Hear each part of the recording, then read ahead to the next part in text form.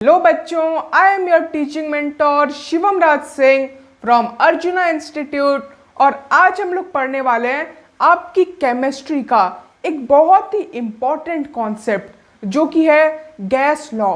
अब ये gas law से उठ करके एग्जाम्स के अंदर डायरेक्ट क्वेश्चंस आते हैं और इसे समझना भी हमारे लिए काफ़ी ज़्यादा ज़रूरी है। काफ़ी सारे स्टूडेंट्स इसे लेकर के काफ़ी ज़्यादा स्ट्रेस हो जाते हैं, उन्हें ये समझ नहीं आता। लेकिन आज इस लेक्चर के अंदर हम लोग पूरे के पूरे गैस लॉस को सिर्फ और सिर्फ 20 मिनट्स के अंदर कवर करेंगे और आपको बिल्कुल अच्छे से बिल्कुल डिटेल में समझाएंगे। तो अगर आपको ये लेक्चर पसंद आएगा तो इस वीडियो को लाइक और हमारे चैनल को सब्सक्राइब ज़रूर से कर लीजिएगा।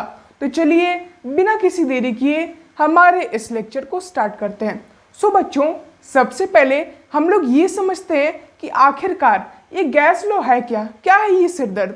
तो ये जो गैस लॉ होता है ये कई सारे अलग अलग एक्सपेरिमेंटल स्टडीज का नतीजा है। काफ़ी सारे साइंटिस्ट आए और उन्होंने कई सारे अलग अलग एक्सपेरिमेंट्स किए गैस के ऊपर, और जिससे उन्होंने अलग अलग लॉज को फॉर्म किया और इन्हीं सारे लॉज को मिला करके एक जो यूनिवर्सल लॉ बनता है वही है हमारा गैस लॉ। अब ये जो गैस लॉ है ये बेसिकली रिलेशन है अलग अलग मेजरेबल प्रॉपर्टीज ऑफ गैसेस के बीच में। कौन से ये मेजरेबल प्रॉपर्टीज? तो गैस के ये कुछ मेजरेबल प्रॉपर्टीज होते हैं जैसे कि मास, वॉल्यूम, प्रेशर एंड टेम्परेचर। और ये जो गैस लॉ है इन्हीं सारे मेजरेबल प्रॉपर्टीज के बीच का एक रिलेशन होता है। अब इन गैस लॉज के कुछ अपने ही प्रॉपर्टीज भी होते हैं। तो कौन सी हैं वो प्रॉपर्टीज? तो सबसे पहले हम लोग इनकी सारे प्रॉपर्टीज को समझते हैं और उसके बाद हम लोग अलग अलग गैस लॉज के बारे में डिस्कस करेंगे। गैस की सबसे पहले प्रॉपर्टीज होती है the force of interaction between their molecules are negligible. जितने भी गैसेस आप देखते हो उनके बीच में जो मॉलिक्यूल्स प्रेजेंट रहते हैं उनके बीच जो फोर्स ऑफ अट्रैक्शन रहता है वो बहुत ही कम रहता है, इसलिए वो काफ़ी ज़्यादा एरिया में डिस्ट्रीब्यूटेड रहते हैं। गैस मॉलिक्यूल्स मूव फ्रीली, वो काफ़ी ज़्यादा फ्रीली मूव करते हैं और काफ़ी ज़्यादा दूर भी रहते हैं एक दूसरे से। गैस आर हाईली कंप्रेसिबल, हम लोग गैस को बहुत ज़्यादा कंप्रेस कर सकते हैं। मान लीजिए कि हमने एक बॉटल लिया और उसको खाली छोड़ दिया तो उसके अंदर जो रहेगा वो गैस ही है, और गैस को हम लोग किसी भी शेप के अंदर में ढाल सकते हैं, इसमें हमें कोई भी डिफिकल्टी नहीं आने वाली है। Volume and shape are not fixed, जैसा कि मैंने आपको बताया कि गैस की कोई फिक्स वॉल्यूम भी नहीं होती है, कोई फिक्स शेप भी नहीं होता है। आप इसे जिस शेप में डाल दोगे ये उस शेप में चला जाएगा। Gases exert pressure equally in all directions. अब आपने बलून्स तो देखे होंगे, तो जब हम बलून्स के अंदर हवा भर देते हैं तो आपको ये देखने को मिलेगा कि उसके अंदर की जो एयर होती है वो बलून पर जितने भी पार्ट्स हैं उन पर एक इक्वल फोर्स लगाती है, उन्हें ढकेलती है अपने से दूर। और जैसे ही आप उसे कंप्रेस करते हैं तो आप उसके फोर्स को थोड़ा बहुत फील भी कर सकते हैं। गैसेस की और प्रॉपर्टीज के बारे में बात करें, gases have much lower density than solid and liquid. Gases की जो डेंसिटी होती है वो भी काफ़ी ज़्यादा लो होती है, ये तो हमें पता ही है।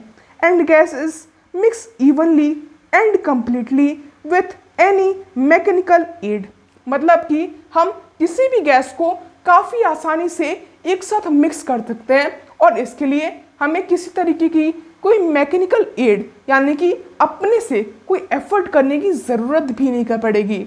ये इजीली आपस में मिक्स हो जाएंगे, भले ही अगर वो कोई काफ़ी ज़्यादा रिएक्टिव एलिमेंट की गैस ना हो तो वो इजीली एक दूसरे के साथ रिएक्ट करके और कोई नया गैस को फॉर्म कर लेंगे और हमें उसमें कोई भी एफर्ट नहीं डालना पड़ेगा। ठीक है, तो चलिए फटाफट से हम अपने सारे गैस लॉज के बारे में बात कर लेते हैं। तो हमारा सबसे पहला गैस लॉ है बोयल्स लॉ। तो बोयल्स लॉ हमें कहता है कि at constant temperature the pressure of fixed amount of gas varies inversely with its volume. मतलब कि जब हम एक कांस्टेंट टेम्परेचर लेते हैं और वहाँ पर हम एक फिक्स्ड अमाउंट ऑफ गैस लेते हैं तो उसका जो प्रेशर होगा वो इनवर्सली प्रोपोर्शनल होगा उसके वॉल्यूम के। और आप यहाँ पर देख सकते हो the pressure is inversely proportional to the volume of the gas. और यही कहता है हमारा बॉयल्स लॉ।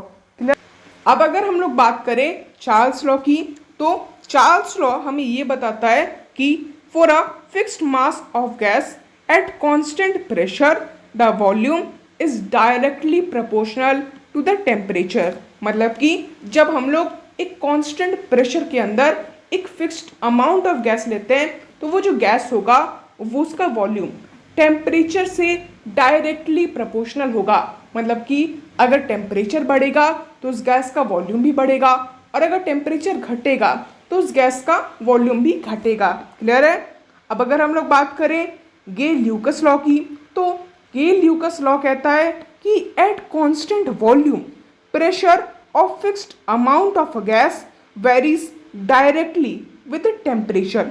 मतलब कि जब हम एक फिक्स्ड अमाउंट ऑफ गैस एक कांस्टेंट टेम्परेचर कांस्टेंट प्रेशर के अंदर रखते हैं तो उसका जो प्रेशर होता है गैस का वो डायरेक्टली प्रोपोर्शनल होता है टेम्परेचर के। ये था हमारा गे ल्यूकस लॉ। और अब आ जाता है हमारा सबसे इंपॉर्टेंट लॉ जो है एवोगैड्रोस लॉ। अब ये एवोगैड्रोस लॉ क्या कहता है? हम एवोगैड्रो लॉ के बारे में बचपन से ही पढ़ते आ रहे हैं, और ये हमें बताता है कि for equal volume of all gases under the same condition of temperature and pressure contain equal number of molecule। मतलब कि हम चाहे कितनी भी टाइप ऑफ गैसेस ले लें, चाहे वो हाइड्रोजन गैस हो, ऑक्सीजन गैस हो या फिर कोई भी गैस हो, और जब हम उन गैस को एक इक्वल टेम्परेचर के अंदर रखते हैं, एक इक्वल प्रेशर के अंदर रखते हैं, तो वहाँ पर जो मोल रहते हैं उस गैस के जो मॉलिक्यूल्स रहते हैं वो बिल्कुल इक्वल ही होते हैं। और उनका नंबर्स क्या होता है? तो हम हमेशा बचपन से एवोगैड्रो नंबर पढ़ते आ रहे हैं, जो कि होता है 6.022 इंटू 10⁻23 मॉलिक्यूल्स, जो कि 1 मोल ऑफ गैस के अंदर होते हैं at a constant pressure and temperature. Clear है? अब इन सारे लॉस को मिला करके हम एक कॉन्सेप्ट बनाते हैं जो कि होता है आइडियल गैस का। अब ये आइडियल गैस क्या होता है? तो आइडियल गैस एक ऐसा गैस होता है जो कि Boyle's law, Charles law and Avogadro law, जितने भी लॉस के बारे में हमने पढ़ा है, इन सारे लॉस को स्ट्रिक्टली फॉलो करें हर कंडीशन के अंदर, उसी को हम लोग आइडियल गैस कहते हैं। लेकिन क्या आपने किसी ऐसे इंसान को देखा है क्या जो कि सारे काम में परफेक्ट हो? वो आर्ट भी काफ़ी अच्छे से करता है, वो कन्वर्सेशन भी काफ़ी अच्छे से करता है, उसकी इंग्लिश भी काफ़ी ज़्यादा अच्छी हो, वो कुकिंग भी काफ़ी ज़्यादा अच्छे से करता है। ऐसा कोई भी इंसान नहीं है जो कि सारे काम में बिल्कुल परफेक्ट हो। और ये यूनिवर्सली हर चीज़ के ऊपर में अप्लाई होती है, चाहे वो गैस हो, सॉलिड हो, लिक्विड हो, वो सारी चीज़ को बिल्कुल एग्जैक्ट स्ट्रिक्टली फॉलो नहीं कर सकता। और सेम चीज़ गैस के साथ भी अप्लाई होती है। आज तक हमने कोई भी ऐसे गैस को फाउंड नहीं किया है जो कि किसी भी कंडीशंस के अंदर में ये सारे लॉस को सेटिस्फाई करे और उसे स्ट्रिक्टली फॉलो करे। इसीलिए हम लोग कहते हैं कि अभी तक ऐसा कोई आइडियल गैस एग्जिस्ट नहीं करता है, अगर करता है तो हमने उसे अभी तक फाउंड नहीं किया है। But for an ideal gas it is assumed that the intermolecular force are not present between the molecules of an ideal gas।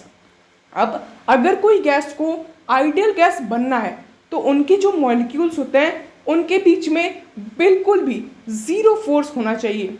लेकिन हमने अभी गैस प्रॉपर्टीज़ के अंदर में पढ़ा था कि सारे गैसेस के बीच में नेग्लिजिबल फोर्स होती है, मतलब फोर्स होती है भले ही वो बहुत कम हो लेकिन प्रेजेंट तो रहती है। और अगर किसी भी गैस को आइडियल गैस बनना है तो उसके जो इंटरमोलिकुलर फोर्स है उसे बिल्कुल ज़ीरो होना पड़ेगा।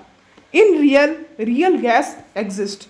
अब असलियत में आइडियल गैस तो एग्जिस्ट नहीं करते हैं बट रियल गैस एग्जिस्ट करते हैं। अब ये रियल गैसेस क्या है? तो रियल गैसेस ऐसे गैस होते हैं जो कि इन सारे लॉस को फॉलो तो करते हैं लेकिन कुछ सर्टेन कंडीशंस के अंदर में, मतलब कि हर टाइम नहीं, बट अगर हम उसे एक फिक्स टेम्परेचर, प्रेशर या फिर वॉल्यूम दें तो उस टाइम ये इन सारे लॉस को फॉलो भी ज़रूर से करेगा। और इस टाइप के गैसेस को ही हम लोग कहते हैं रियल गैसेस। ठीक है, अब इन जो आइडियल गैस है हमने इसे जब सामने प्रपोज किया, सबके सामने ये बताया कि आइडियल गैसेस जैसी भी कुछ चीज़ें होती हैं। तो ये जो सारे लॉज थे इन्हें मिला करके हमने एक आइडियल गैस इक्वेशन को भी प्रपोज किया, जो कि होता है PV इक्वल्स टू nRT। और यहाँ पर जो हमारा n है ये हमारा यूनिवर्सल कांस्टेंट रहता है। अब ideal gas equation is a relation between all the four variables. It describe the state of any gas. It is also called equation of state. हम इसे अप्लाई करके किसी भी गैस की स्टेट को पता लगा सकते हैं और इसी वजह से इसे इक्वेशन ऑफ स्टेट भी कहा जाता है। अब यहाँ पर ये जो आइडियल गैस इक्वेशन है ये एक्चुअली आया कहाँ से? तो हमने जो भी लॉस पढ़े हैं, जैसे वो बॉयल्स लॉ है, चार्ल्स लॉ है, एवोगैड्रो लॉ है, इन तीनों लॉस को मिला करके हमने ये आइडियल गैस इक्वेशन को बनाया। कैसे बनाया? तो बॉयल्स लॉ हमें कहता है कि वॉल्यूम जो होता है वो इन्वर्सली प्रोपोर्शनल होता है हमारे प्रेशर के। वही चार्ल्स लॉ कहता है कि जो वॉल्यूम होता है वो डायरेक्टली प्रोपोर्शनल होता है टेम्परेचर के। और एवोगैड्रो लॉ कहता है कि जो वॉल्यूम होता है वो डायरेक्टली प्रोपोर्शनल होता है नंबर्स ऑफ मॉलिक्यूल के एक फिक्स टेम्परेचर एंड प्रेशर के अंदर। और जब हमने इन तीनों लॉस को एक साथ मिला लिया तो हमें अपनी आइडियल गैस इक्वेशन देखने को मिली, जो कि है Vp इक्वल्स टू nRT। और इस तरीके से हमने अपनी आइडियल गैस इक्वेशन को फाइंड किया। क्लियर है? सो स्टूडेंट्स, इस लेक्चर के अंदर इतना ही। इस लेक्चर में हमने गैस इक्वेशंस को बहुत ही अच्छे के साथ डिफाइन किया, आपको बिल्कुल डिटेल में जाकर के समझाया और मुझे आशा है कि आपको इससे रिलेटेड सारे डाउट्स बिल्कुल क्रिस्टल क्लियर हो गए होंगे। अगर आपको ये वीडियो अच्छा लगा है तो इसे अपने फ्रेंड्स के साथ ज़रूर शेयर करिएगा और हमारे वीडियो को लाइक और इस चैनल को सब्सक्राइब ज़रूर से कर दीजिएगा। तो चलिए मिलेंगे आपसे नेक्स्ट लेक्चर के अंदर, तब तक के लिए धन्यवाद।